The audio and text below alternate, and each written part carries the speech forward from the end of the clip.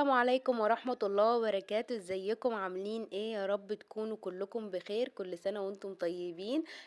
احنا بقى خلاص في ايام الشهر الكريم، بجد يعني احلى وقت واحلى ايام بنمر فيها هي ايام شهر رمضان. كل سنة وانتم طيبين، دايما ادعوا يا رب كده ربنا يبلغنا رمضان اعواما كثيرة ان شاء الله. فالنهاردة بقى اول فيديو هصوره معاكم في رمضان. هنشوف بقى كده روتيني في رمضان بيكون ماشي ازاي من اول الفطار لحد السحور. هصور معاكم انا وبحضر الفطار لحد وقت السحور. فتابعوا بقى الروتين ده وتابعوا الفيديو ده لان بجد فيديو جميل، هو فلوج كده سريع. فتابعوه عشان بجد حلو وهيعجبكم ان شاء الله. ما تنسوش بقى اللايك لو الفيديو عجبكم. اول حاجه كده هبدا بيها الفيديو، هحضر معاكم الخشاف الرمضاني. خشاف رمضان طبعا يا بنات ليه كذا طريقه بيتحضر بيها. انا هحضره كده بطريقتي. فهقول لكم بقى بعمله ازاي. اول حاجه يا بنات بجيب المشمشيه والقراصيه والتين والبلح وبقطعهم، بكون غسلاهم بقطعهم كده زي ما انتم شايفين قطع صغيره. وبجيب الزبيب، بس بخلي الزبيب لوحده يعني والحاجات التانية لوحدها، وبحط فيهم ميه مغليه وبسيبهم كده منقوعين لحد يعني بعد الفطار. انا الخشاف ده باكله بعد الفطار، تمام، مش بافطر بيه يعني، وباعمل كمية صغيرة لإني إحنا فردين يعني. تمام. بصوا بقى خشوف رمضان في ناس بتحط قمر الدين، بس أنا بستبعد قمر الدين الصراحة، علشان خاطر يعني إحنا مش بنحب قمر الدين وكده، فبحط بس الحاجات اللي هي الفواكه المجففة. وفي الآخر بحط على الوش كده زبيب وجوز الهند اللي بزين بيهم. دي طريقتي بقى في الخشاف. النهارده بقى الفطار هيكون بقى بيتزا. هعمل معاكم كده بيتزا بطريقة سهلة وسريعة يعني كده. بصوا بقى طريقتي بقى في البيتزا. اول حاجه بجيب كوبايتين ونص دقيق وبحط عليهم رشه زعتر ورشه ملح وبحط عليهم كيس الخميره الفوريه وبحط عليهم كوبايه زبادي. تمام، وبعجن ده كله مع بعض وبحط كده شويه زيت وبعجنهم كده كويس جدا مع بعض. تمام. انا بصوا هقلب. اول حاجه هقلب بالمعلقه، وبعد كده عادي يعني هعمل بايدي. هنا طبعا كوبايه ميه دافيه هي اللي بحرك بيها العجينه. بزود الميه شويه شويه يعني، تمام، لحد لما اوصل للقوام العجينه اللي انا عايزاه. انا قلت النهارده يا بنات اعمل بقى اكله بيتزا يعني على الفطار، علشان من اول رمضان كده بناكل بقى في البشاميل المحشي والطبيخ والحاجات دي. فانا كان نفسي يعني الصراحه ان انا اكل بيتزا بيتي.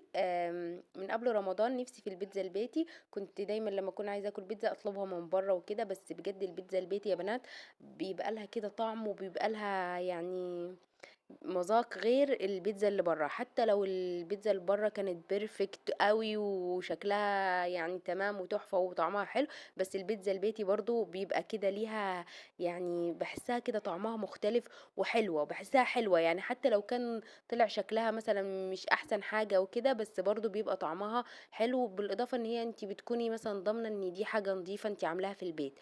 فانا قلت النهارده هعمل معاكم البيتزا لحمه وبيتزا فراخ، وده هيكون الفطار بتاعنا النهارده. بصوا بقى هنا زي ما انتوا شفتوا بقى انا عجنت العجينه وحطيت شويه زيت كده وعجنتها وسبتها تخمر، وشفتوا شكلها بعد ما خمرت. طبعا انا مسرعه الفيديو يعني. بس بعد كده يا بنات جبت الجبن بتاعتي اللي انا هحطها بقى مع الحشو. انا كنت عامله بيتزا كنت عامله فراخ قصدي يعني ولحمه مفرومه. وجبت بقى اللي هي الجبن اللي هي جبنه السلطان دي، جبنه موتزاريلا وجبنه اللي هي الميكس فيها رومي وشيدر وفيها موتزاريلا. بس وحطيت بقى العجينة فردتها عادي يعني، اكيد كلنا بنعرف نفرد العجينة، وخرمتها بس بالشوكة. وبعدين حطيت عليها الصوص زي ما انتوا شفتوا يعني، الفيديو شارح نفسي يعني. وحطيت عليها بقى الحشو بتاعي براحتك بقى. الحشو عايزة فراخ لحمة عايزة ميكس تشيز يعني، الحشو اللي انتي بتحبيه. بس بصوا بقى جنبها ما رضيتش احمر بطاطس او اعمل اي حاجة تانية يعني مكرونة مثلا او كده.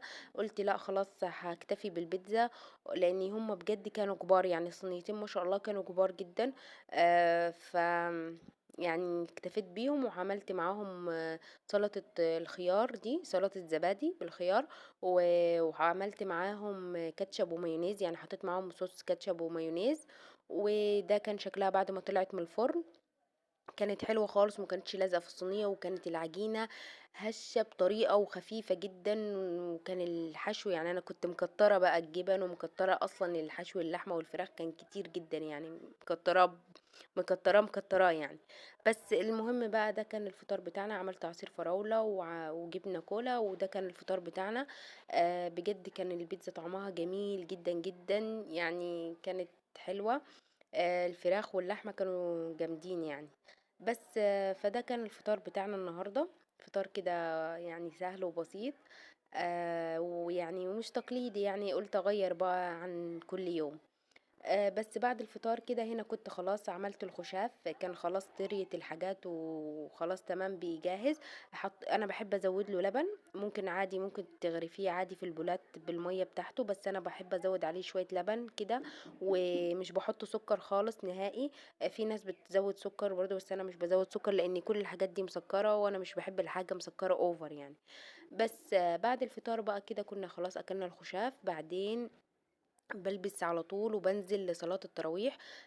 هنا كنت باوريكم شكل العباية اللي انا هروح اصلي بيها صلاة التراويح. هي عباية كده لونها جراي فاتح، وتحتيها بيزك ابيض، والطرحة زي ما انتوا شفتم. ونزلت بقى، هو المسجد اللي انا بصلي فيه جنب البيت بتاعي على طول، يعني في الشارع نفس الشارع يعني يعتبر قريب جدا خطوتين يعني من البيت. ده شكل الجامع كنت بوريه لكم، بس طبعا ده شكله من ورا لان مصلى السيدات بيبقى من ورا يعني. تمام. وده اللي هو الوش بتاع الجامع. بس المهم بعد ما خلصت الصلاة مشيت كده شوية في السوق، وكنت عايزة اروح اشتري حاجات كده هوريها لكم برضو في الفيديو. من محل كده ميك اب، ده المحل اللي انا روحت عنده. بصوا المحل ده يا بنات اسمه كوجي. عنده بقى زي ما انتوا شايفين، عنده اكسسوارات وعنده ميك اب وعنده حاجات عناية بالشعر، وعنده حاجات يعني رمضان، زينة رمضان، عنده حاجات كتير زي ما انتوا شايفين. انا كده صورت كده يعني جولة سريعة كده فيه. المحل ده في الشارع، الناس اللي من أسوان هتكون عارفة العنوان ده. أنا هسيب لكم بصوا العنوان بتاعه في أول تعليق مثبت.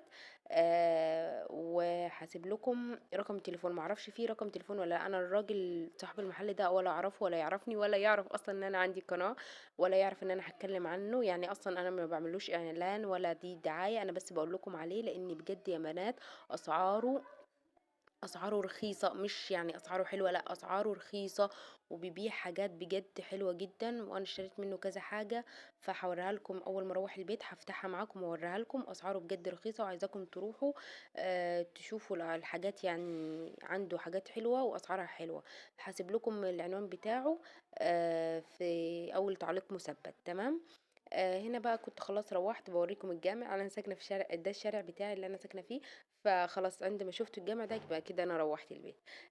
هنا كده جيت البيت، هوريكم بقى سريعا الحاجات اللي انا اشتريتها من المحل اللي هو بتاع كوجي ده. هو في الشارع بتاع بيلا بيانكا. الناس اللي من اسوان زي ما قلت لكم هيكونوا عارفين، وانا هسيب لكم العنوان بالتفصيل في اول تعليق مثبت. اول حاجه يا بنات اشتريت الساعه السوداء دي. انا كنت عايزه اشتري ساعه سوداء. الساعة السودا دي ساعة جلد وشكلها جميل وخامتها حلوة، وب50 جنيه بس. يعني بجد بجد يا بنات أسعاره والله رخيصة عن أي مكان تاني. اشتريت بقى الايلاينر ده زي ما انتوا شايفين كده، لونه اسود قوي وثابت جدا. واللي هو الماسك اللي وريته لكم في الاول ده شيت ماسك كده ب20 جنيه، والايلاينر ده ب30 جنيه. يعني بصوا اسعار مش عارفه اقول لكم اسعاره عامله ازاي. بس اشتريت الحلقان دي كذا واحد كده مع بعض.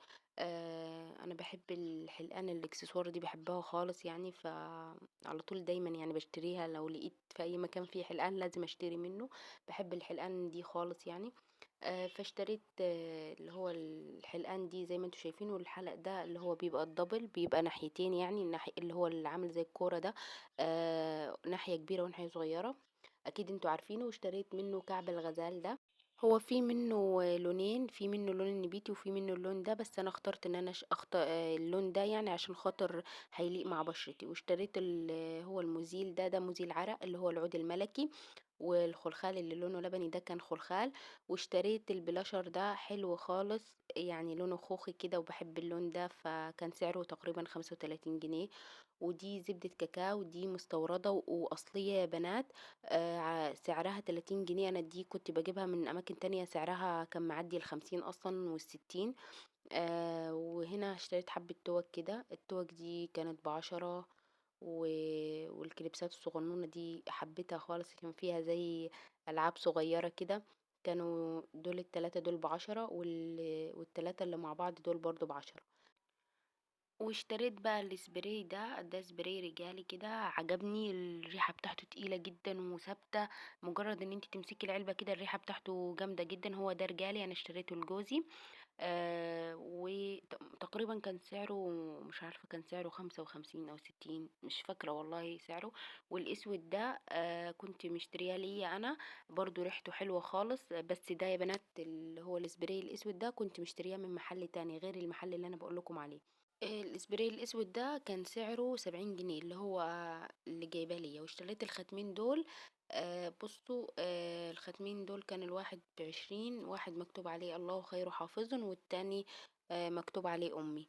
بس واشتريت الوايبس دي كان سعرها 15 جنيه. بس دي كده المشتريات اللي انا اشتريتها النهارده بعد الصلاة.